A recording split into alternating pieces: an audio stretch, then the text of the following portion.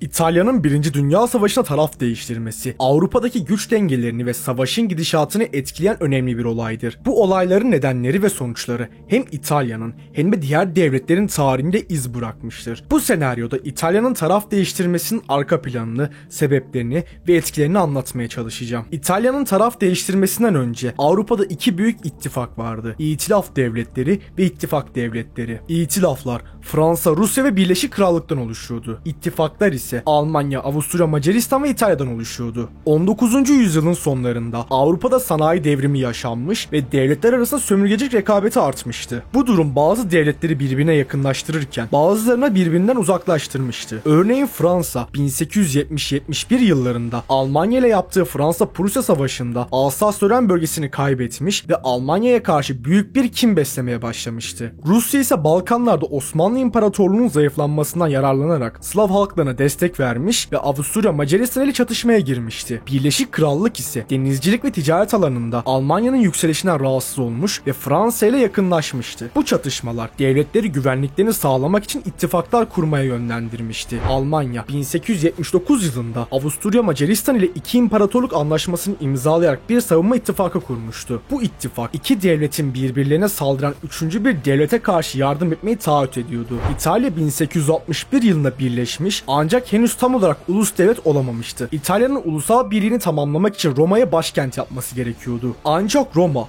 Fransa'nın koruması altındaydı ve Fransa ile savaşmak istemiyordu. Bu nedenle İtalya, Fransa'ya karşı Almanya'nın desteğini almak istiyordu. Ayrıca İtalya, sanayileşme sürecinde geri kalmış ve sömürgecilik rekabetinde de diğer Avrupalı devletlerin gerisinde kalmıştı. Afrika'da yeni topraklar elde etmek için Fransa ve Birleşik Krallık ile rekabet etmek zorundaydı. Bu nedenle bu devletlere karşı Almanya ve Avusturya Macaristan'ın desteğini almak istiyordu. Bunların sonucunda İtalya, 1882 yılında Almanya ve Avusturya Macaristan ile Üçlü İttifak Anlaşması'nı imzalayarak ittifak devletlerine katılmıştı. Ancak bu anlaşma İtalya'nın çıkarlarına tam olarak uymuyordu. Çünkü İtalya, Avusturya Macaristan ile tarihsel olarak rakipti ve Balkanlar, Akdeniz ve Afrika'daki toprak talepleri konusunda anlaşmazlıkları vardı. Bu nedenlerle İtalya, Üçlü İttifak'ın yükümlülüklerini yerine getirmemek için bahaneler aramaya başladı. 1914 yılında 1. Dünya Savaşı başladığında İtalya tarafsız kalmayı tercih etti. Çünkü Avusturya'nın Sırbistan'a saldırmasını savunma savaşı olarak görmedi ve bu savaşa yer almak istemedi. Ayrıca İtalya, savaşın uzun süreceğini ve kaynaklarını tüketeceğini düşünüyordu. İtalya'nın tarafsızlığı hem İtilaf devletleri hem de ittifak devletleri tarafından kabul edilmedi. Her iki tarafta İtalya'yı kendi saflarına çekmek için çeşitli tekliflerde bulundu. Ancak İtilaf devletleri İtalya'ya daha cazip teklifler sundu. Özellikle Birleşik Krallık, İtalya'ya Akdeniz'deki bazı adaları, Afrika'daki bazı sömürgeleri ve en önemlisi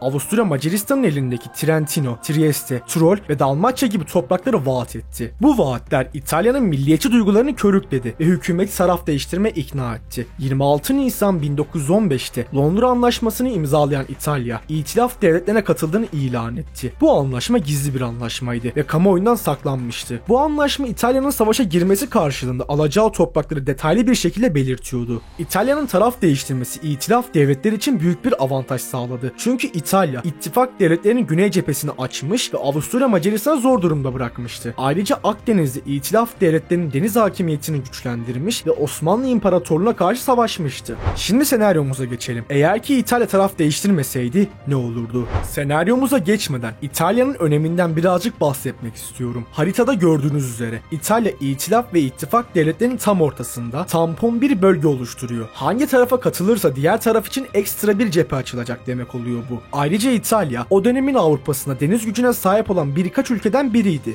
ve Akdeniz'i güvende tutabilecek deniz gücüne sahipti. Zaten diğer donanmaya sahip ülkeler Fransa, İngiltere ve Almanya'ydı. Ancak senaryomuzda en çok odaklanacağımız nokta coğrafi konum olacak. Avusturya Arşidükü Franz Ferdinand'ın Saraybosna'da suikaste uğramasından sonra gelişen olay zincirleri Avrupa'yı büyük bir savaşa sokmuştu. Avrupa'nın süper güçleri birbirine kılıç çekmişti. Savaşın başlamasıyla 3 önemli ülke tarafsızlığını ilan etmişti. İtalya, Osmanlı Osmanlı ve İngiltere. Bu üç ülke de savaşa girmek için fırsat kolluyordu aslında ve hepsi ikiliye oynamaya başladı. Eğer Alman saldırıları başarılı giderse İtalya ve İngiltere Fransa'ya karşı savaşacaktı. Eğer ki Fransa ve Rusya başarılı olursa bu sefer de Almanlara karşı savaşacaktı. Ancak bu düşünce pek de uzun sürmedi. Almanlar Fransa'yı ele geçirmek için Schlieffen planını başlattı. Bu planla tarafsız Belçika üzerinden Fransa işgal edilecekti. İngiltere tarafsız bir ülkenin işgalini görünce Almanlara savaş ilan etti. Tarafsız kalan tek Avrupa ülkesi İtalya kalmıştı. Dünya kamuoyu İtalya'nın halihazırda üçlü ittifakta bulunduğundan Almanların yanında savaşa dahil olacağını söylüyordu. Ama İtalya henüz kararını vermemişti. İtilaf güçleri İtalya ile görüşmeler gerçekleştiriyor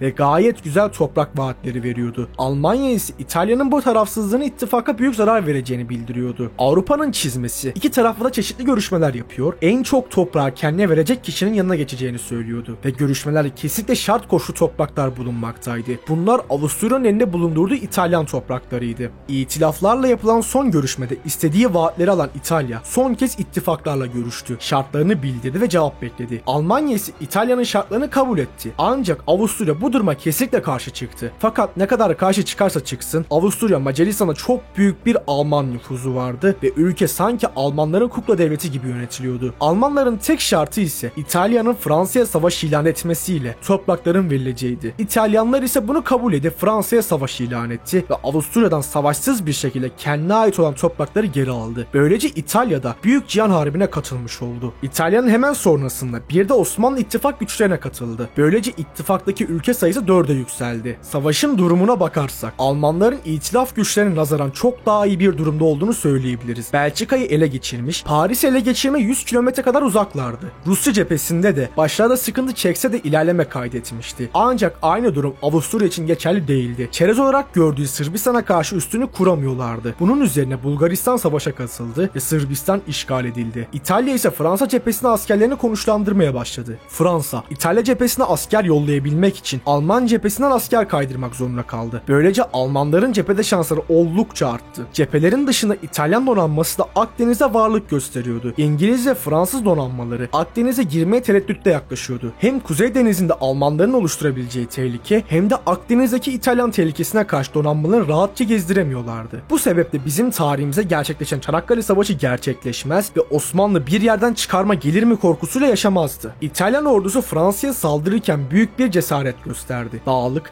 ve zorlu arazide ilerleyerek Fransız siperlerine yaklaştılar. Tüneller kazarak, topçu ateşleri kullanarak ve el bombaları atarak Fransızları geri püskürtmeye çalıştılar. Ancak Fransız ordusu da direnmekten vazgeçmedi. Makineli tüfekler, mayınlar ve gaz bombalarıyla İtalyanları durdurmaya çalıştırdılar. Bu savaşta her iki tarafta çok büyük kayıplar verdi. Kanlı çatışmalar savaşın sonuna kadar sürdü. İtalya'nın savaşa girmesi aynı zamanda deniz savaşlarını da etkiledi. İtalyan donanması Alman donanması ile birlikte İngiliz donanmasına karşı mücadele etti. İtalyan donanması Akdeniz'de İngiliz donanmasını zayıflattı, Malta ve Kıbrıs gibi adaları ele geçirdi. Ayrıca Atlantik'te de Alman denizaltılarına destek verdi ve İngiltere'ye giden ticaret gemilerini batırdı. Bu sayede İngiltere'nin ekonomisi zayıfladı ve yiyecek sıkıntısı başladı. Ancak İtalya'nın ittifaklara katılması savaşın sonunu getirmemişti. Bir ülkenin pes etmesi gerekiyordu. O da Rusya oldu. Rusya'da başlayan Ekim devrimiyle birlikte iktidara gelen Bolşevikler savaştan çekildiğini duyurdu. Bu sayede ittifakların Doğu cephesinde bulundurduğu askerler Batı cephesinde savaşmaya başladı. Almanların ve Avusturya Macaristan'ın Doğu cephesinden gelen askerlerinin İtalyan-Fransız cephesine sevk etmesiyle birlikte büyük ittifak taarruzu başladı. Alman, Avusturya Macaristan ve İtalyan orduları Fransız-Alman sınırından başlayarak Fransa'nın içlerine doğru ilerlediler. Bu saldırı tarihin en büyük ve en kanlı saldırısıydı. Milyonlarca asker topçu birliğiyle Fransız ordusunu yok etmeye çalıştılar. Fransız ordusu ise bu saldırılara karşı koymaya çalıştı. Ancak Fransız ordusu ikiye bölünmüş, yorgun ve moralini kaybetmişti. Bu saldırıda her iki tarafta çok büyük kayıplar verdi. Kanlı çatışmalar aylarca sürdü. Büyük ittifak taarruzunun sonucu Fransa'nın teslim olmasıyla oldu. Alman, Avusturya, Macaristan ve İtalyan orduları Paris'e ulaştılar ve Fransız hükümetini teslim olmaya zorladılar. Fransa teslim olmak zorunda kaldı ve Paris Anlaşması'nı imzaladı. Fransa'nın teslim olması İngiltere'nin de teslim olmasına yol açtı. İngiltere savaşta tek başına kalmıştı. Amerika Birleşik Devletleri ise savaşa girmekten çekinmişti. İngiltere, Almanya ile ayrı bir anlaşma imzaladı ve sömürgelerin çoğunu kaybetti. Yeni dünya haritasının hemen hemen bu şekilde olacağını düşünüyorum.